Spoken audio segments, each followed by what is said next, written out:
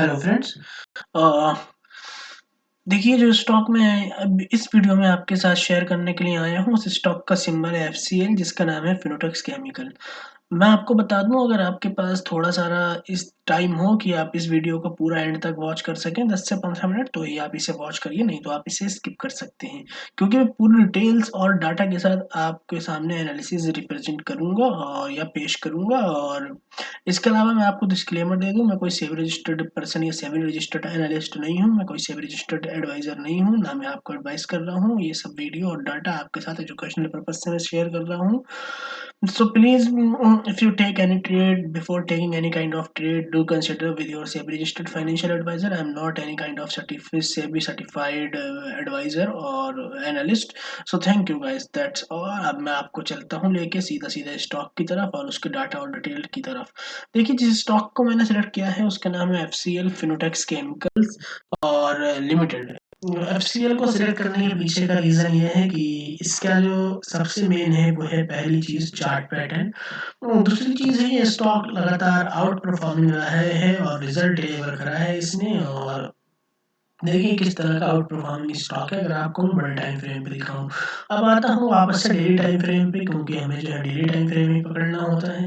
देखिए जो मैं डेली टाइम फ्रेम पकड़ रहा हूँ उसमें मैं बिल्कुल क्लियर कट देख सकता हूँ और मैं आपको भी दिखाने की कोशिश करता हूँ कि इसके अंदर एक बहुत ज़बरदस्त ब्रेकआउट है और बहुत ज़बरदस्त एक चैनल का ब्रेकआउट है। देखिए एक ये चैनल ऊपर की साइड डबल टॉप बना, ठीक है? अब इस डबल टॉप बनने के बाद फिर रिट्रेसमेंट हुआ, फिर कंसोलिडेशन हुआ, फिर उसके बाद इस कैंडल पे इसका ब्रेकआउट हुआ। ये जो ब्रेकआउट हुआ ये एक बहुत अच्छी वॉल्यूम के साथ हुआ। ये जो वॉल्यूम आई थी 11 जैन को आई थी और इस वॉल्यूम ने पिछले 4 महीने की वॉल्यूम का रिकॉर्ड सिंगल डे में ब्रेक करा था। पिछले 4 महीने में कभी भी इंट्राडे में इतनी वॉल्यूम नहीं आई थी जितनी वॉल्यूम इस कैंडल में 11 जैन को जनरेट हुई थी। उसके बाद इसमें ब्रेकआउट हुआ, ब्रेकआउट होने के बाद जो है इसने हाई लगाया 165, उसके बाद फिर इसमें रिट्रेसमेंट हुआ जिसमें इसने लो लगाया 141 मार्केट के साथ-साथ। आज फिर इसने अपना नया 52 वीक हाई लगाया जिसका रेट है 167.55 और क्लोज़ इसने दिया 158.60 जैसा कि आप चार्ट पे देख सकते हैं। अच्छा, इसमें जो पैटर्न बिल्ड हो रहा है, वो हो रहा है ये clear cut positive up trend move है और उसके साथ एक ही रिट्रेसमेंट था, कंसोलिडेशन था, उस कंसोलिडेशन का ब्रेकआउट हुआ। थोड़ा-सा फिर रिट्रेसमेंट ज़ोन में गया, फिर इसमें ब्रेकआउट हुआ। लेकिन इसमें इंटरेस्टिंग चीज़ ये है कि जब मार्केट डाउन हो रही थी, तो ये डाउन नहीं हुआ और इसने एक यहाँ पे जो रिट्रेसमेंट जो इसका प्रीवियस जो रेंज बाउंड मार्केट में जो इसका हाई था, वो उसको इसने एज़ अ सपोर्ट की तरह रिएक्ट करा। उधर से मार्केट भी रिवर्स हुई और ये भी रिवर्स हुआ स्टॉक भी। अच्छा, इसमें अब हम मैं क्या पैरामीटर देख रहा हूँ और आपके साथ में क्या शेयर करना चाह रहा हूँ। देखिए, अब जो मुझे इसमें दिख रहा है वो ये दिख रहा है कि अगर मार्केट में मैं इसमें एक कैंडल ये ब्रेकआउट की है, ठीक है? एक कैंडल ये ब्रेकआउट की है। मैं इस 11 जैन की कैंडल को कंसिडर करूँगा क्योंकि इसमें वॉल्यूम बहुत अच्छी आई थी। इस कैंडल में वॉल्यूम अच्छी आई थी तो इसलिए मैं इस कैंडल को कंसिडर करूँगा और इसका लो था 137। तो मैं क्लियर करूँ तो मेरा पर्सपेक्टिव है कि अगर मार्केट में ये 137 पर जाए या आपको 137.50 पे एंट्री लेने का मौका मिले, तो आप इसमें एंट्री ले सकते हैं। और 132 का स्टॉप लॉस रख सकते हैं। लेकिन ध्यान रखिए अगर आपको इसमें 137.50 पे एंट्री लेने का मौका मिले और आप एंट्री लें और आप 132 का स्टॉप लॉस रखें जो कि 4% होगा। उसके बाद आप इसमें 13% का टारगेट भी रखेंगे। 13% का टारगेट इसमें 155.40 होगा। मतलब 155.40 का टारगेट होगा 137 पे लेने के बाद 132 का स्टॉप लॉस होगा। लेकिन ध्यान रखिए 137.50 पे लेने के लिए मैं आपको नहीं अलाउ करूँगा और वो किस पैरामीटर्स किस कंडीशन में आप इसे 137.50 पे ले सकते हैं, वो सिर्फ़ कंडीशन ये हो सकती है या तो मार्केट 16,400 के आस-पास हो, नंबर 1, नंबर 2 या मार्केट इस ट्रेंड लाइन के बिल्कुल लो पे हो। देखिए दोनों पैरामीटर ध्यान रखना, मैं फिर आपके साथ रिपीट कर दूँ, या तो मार्केट जो है ये मैं आपको एक ट्रेंड लाइन खींच के दिखाता हूँ, या तो मार्केट इस ट्रेंड लाइन के लो पे हो और या तो मार्केट 16,400 के आसपास हो। अगर इन दोनों में से कोई भी पैरामीटर मैच हो, तो आप 137.50 पे अगर आपको वो मिल रहा हो, तो आप ले सकते हैं। लेकिन ये ध्यान रखना, अगर मार्केट में 50, 100, 150 पॉइंट भी, जैसे मान लीजिए 16,400 है, 16,400 की कंडीशन में यह है कि अगर मार्केट 16,450 भी हो, तो आप उसमें एंट्री ले सकते हैं। अगर ठीक है, लेकिन अगर मार्केट 16,000 के बजाय 16,150, 16,100, 16 मतलब अगर 16,000 के लेवल से 100 पॉइंट भी ऊपर हो, 120 पॉइंट भी ऊपर हो, तो भी आपको 137.50 पे एंट्री मिले, तो आप ले सकते हैं। और 16,400 में ये ध्यान रखिए कि ज़्यादा अगर मार्केट 16,400 से ऊपर हो, 16,450 के आगे हो, तो आप एंट्री नहीं लें। आप वेट करें कि मार्केट 16,400 को रिटेस्ट करे, फिर उसके बाद रिवर्स करे, तो एंट्री लें।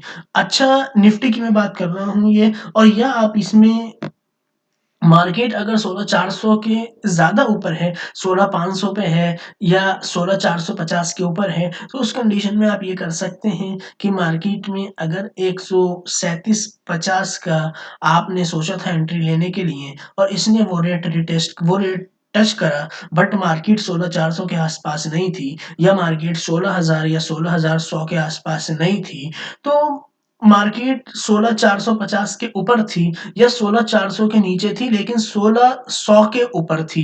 मतलब कि 16,400 के नीचे, 16,100 के ऊपर, यानी ये जो बीच के 300 पॉइंट है, यहाँ कहीं थी। तो इस कंडीशन में आप एक चीज़ फ़ॉलो कर सकते हैं कि मार्केट ने अगर इस कंडीशन में आप ये फ़ॉलो करिए कि अगर इसने एफसीएल ने 137 का लो या उससे नीचे का कुछ भी लो लगाया, 135, 130, 132 कुछ भी लो लगाया, मान लिए ये लो लगा लिया 132 का, यहाँ से सपोर्ट लेके रिवर्स ले लिया, या यहाँ से 125 से ले लिया, या मान लिए यहीं 137 से ले लिया, कहीं से भी रिवर्स लेके लो लगाया 137 के नीचे से, तो आप उस कंडीशन में जब वो 137 को क्रॉस कर जाए और 137 के बाद 140 को भी क्रॉस कर जाए, तो आप उसमें 142 के आसपास एंट्री ले सकते हैं।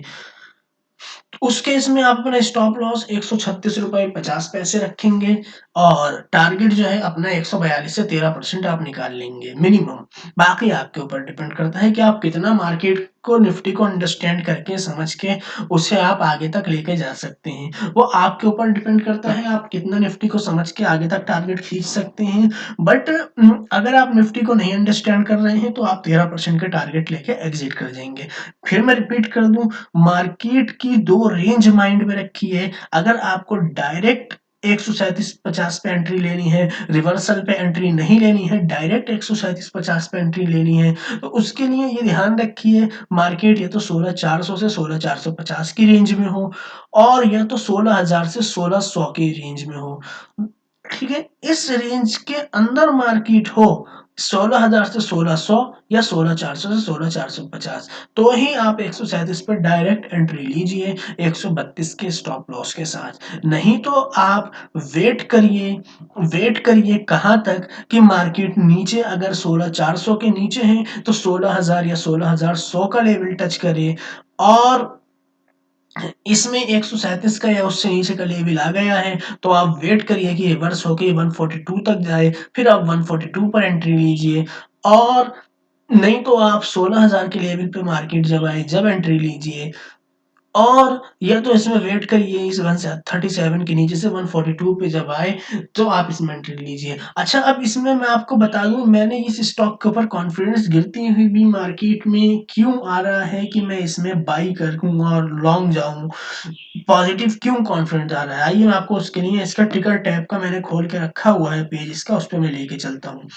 देखिए, इसने दिसंबर 2021 की क्वार्टर 4 की जो रिज़ल्ट डिक्लेयर किए हैं, उसमें इसने अपने दिसंबर 2020 के मुकाबले 81% का सेल में इज़ाफ़ा करा है और इसने प्रॉफ़िट में करीब-करीब 41% का ग्रोथ दर्ज किया है और उसकी नेट इनकम 18.46 सीआर है, 18.46 सीआर दिसंबर 2021 में और लास्ट ईयर ये इनकम 7.79 थी। नहीं, सॉरी, लास्ट ईयर 13.08 थी और इस बार जो है ये आपका 18.46 है। तो इसने 41% का प्रॉफिट में और 80% का करीब-करीब सेल्स में इनने ग्रोथ दर्ज की है। तो इसलिए इसके रिजल्ट अच्छे हैं और इसमें होल्डिंग भी बहुत अच्छी है म्यूचुअल फंड्स की या उसकी इसमें खुद के प्रमोटर की, तो इसलिए इसमें अच्छा कॉन्फिडेंस बिल्ड हो रहा है। अच्छी केमिकल सेक्टर की कंपनी है, आउट परफॉर्मिंग कंपनी है। देखिए इसमें म्यूचुअल फंड की होल्डिंग लगातार इंक्रीज हो रही है और प्रमोटर की होल्डिंग स्टेबल है 64% पिछले साल दिसंबर 2020 से, और इसमें रिटेल की होल्डिंग कम है जो कि कोई बुरी बात नहीं, अच्छी चीज कंसिडर करी जा सकती है। सो गाइस ये था एक एनालिस्ट, क्योंकि इसके मुझे रिजल्ट बहुत अच्छे आए, प्रमोटर की होल्डिंग स्टेबल है, पर म्यूचुअल फंड की होल्डिंग बन रही है, अच्छा बिजनेस मॉडल है, अच्छी ग्रोथ है।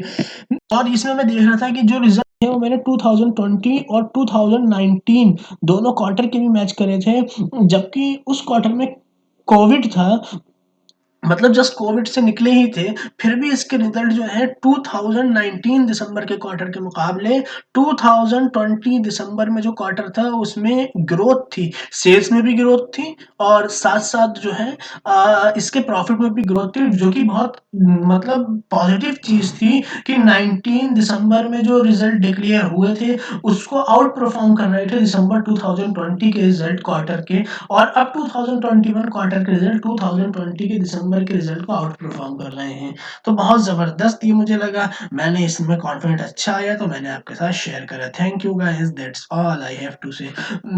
मैं अगर आप